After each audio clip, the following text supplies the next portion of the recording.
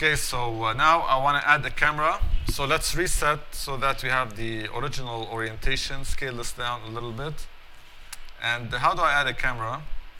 I go to Layer, New, and Camera. Now the important thing is to set the angle of view to 35 millimeters so that it resembles the view of a normal camera. And I'll press OK. So once I do that, if I go to, say, 2 views, I would see that I have my camera and my footage. There's the footage here and there's the camera. So I can either translate, here I'm translating both the camera and the interest at the same time. But if I just select the camera, I can translate it while the interest is still intact. Now if I selected the camera, which is up here, transform, you have the point of interest, which is the target of the camera in 3ds Max terms. All right, so you can either select both or select one. To select just the camera, you have to click down here and you'd be moving that. If you click here in the center, you'd be moving both at the same time.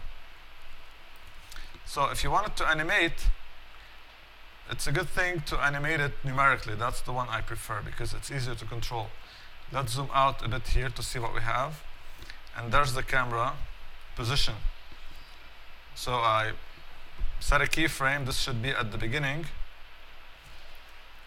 Okay, press Shift to snap it to the beginning. And say after 2 seconds, which should be at the other side. So I'll go like this.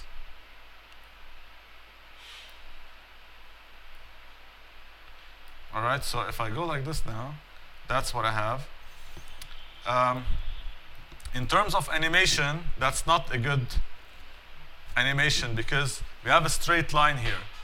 And normally, we would animate in an arc.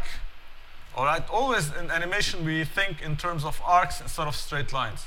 For example, if you have your arm, right, and you're rotating or moving your arm, it's not really moving in a straight line. It's rotating around the elbow. So it's actually an arc. All kinds of motions are arcs unless they are traveling on a track which is straight. But otherwise, motions should be an arc. For example, if you're rotating your head like this, you don't rotate your head like this like a robot. No, rotate it with an arc. Now, I'm exaggerating a little bit, but there is always this arc that you have to consider when you're animating. So instead of having an arc here, instead of having a straight line, I'm going to grab this and just go like that and adjust the tangents so that I have a nice arc. And that would give me the same distance all throughout.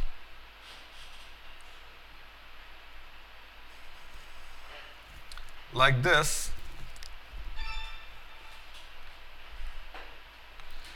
Now, let's say that I animated this now, and I saw that the camera is too low with respect to the footage. One thing I can do, because the footage is not animated, is bring the footage down. And that would work, because I didn't really create an animation for the footage. So that's one thing. Let's switch back to one view. If I press play, I see that the footage is too sharp when it's animated. And normally, I want to get motion blur, which is blurring according to the speed of the motion.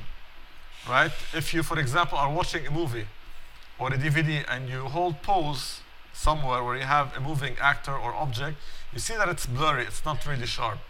That's called motion blur. And you always have to account for it when you have an animation. So to actually turn on motion blur, I have to click here, not for the layer, but for the not for the camera, but for the layer. If I click here, where we have the motion blur, I don't really see motion blur because I activated motion blur for my layer, but I didn't activate the global motion blur for everything. So I have to activate the global motion blur for everything that I have in my composition. And then, on a local setting, I activate the motion blur per layer. So that's the one per layer. And if I go up here, I have the global motion blur. So once I activate it and I press play, it's going to take a bit longer to calculate, but I'm going to have a blurry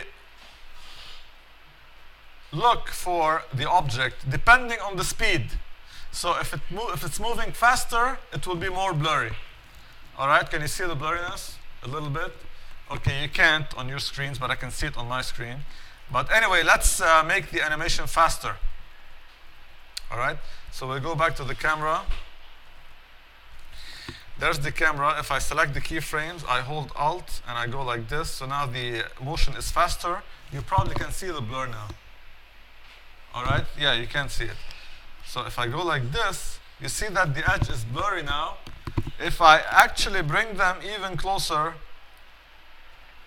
it will be more blurry, depending on the speed. So motion blur depends on the speed. The faster the speed, which is the smaller the time between the objects, the more you're going to have blur. If it's slow, it's not going to be too blurry. So this depends on the speed of motion. But it gives more realism when you have motion blur than without motion blur.